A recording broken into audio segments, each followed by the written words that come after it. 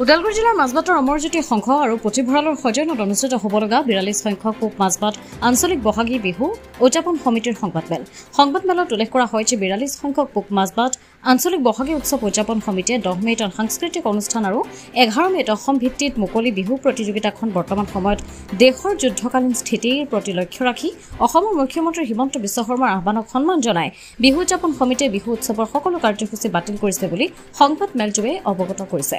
লগতে দেশৰ হকে যুঁজি থকা শ্বহীদ হোৱা সৈনিকসকলৰ আত্মাৰ সদ্গতি কামনা কৰাৰ লগতে তেওঁলোকৰ পৰিয়ালবৰ্গক সমবেদনা জ্ঞাপন কৰে বিহু উদযাপন সমিতিয়ে। নমস্কাৰ শ্ৰদ্ধাৰ সাংবাদিকসকল, আজিৰ সংবাদমেল আয়োজন কৰাৰ আমাৰ উদ্দেশ্য হৈছে বৰ্তমান সময়ত আমাৰ ভাৰতৰ যি যুদ্ধকালীন স্থিতি, এই স্থিতিৰ পৰিপ্ৰেক্ষিতত বৰ্তমান যিহেতু মাননীয় মুখ্যমন্ত্ৰী মহোদয় মাননীয় শ্ৰীযুত হিমন্ত বিশ্ব শৰ্মাদেৱে আমাৰ অসমৰ যিসমূহ বিহু উদযাপন সমিতি আছে সেই সমিতিসকলৰ জ্ঞাতাৰ্থে এটি নিৰ্দেশনা প্ৰেৰণ কৰিছিল। তেওঁ জনোৱা মতে 10 তাৰিখলৈকে যিখিনি বিহু উদযাপন সমিতি আছিল তেওঁলোকে বিহু উদযাপন কৰাৰ পৰা অকণমান বিৰত থাকিব কৈছিল।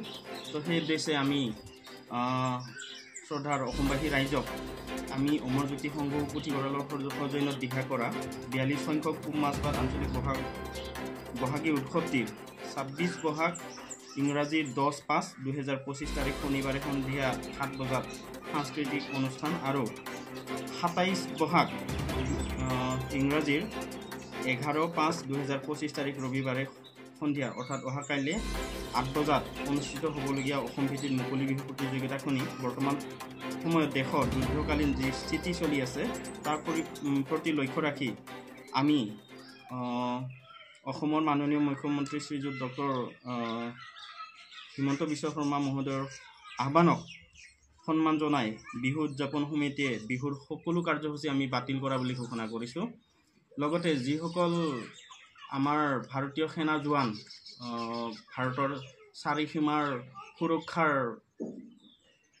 নিয়োজিত হৈ আছে তেওঁলোকক আমি শুভেচ্ছা দিছোঁ। লগতে যিসকল জোৱানে আমাৰ শ্বহীদ হৈছে তেওঁলোকক আমি তেওঁলোকৰ আত্মাৰ সদ্গতি কামনা কৰিছোঁ। লগতে তেওঁলোকৰ পৰিয়ালবৰ্গলৈ আমি বিহু উদযাপন সমিতিয়ে সমবেদনা জ্ঞাপন কৰিছোঁ। মাজবাটৰ পৰা জ্যোতিনাথৰ ৰিপৰ্ট, অমৃত নিউজ 24/7।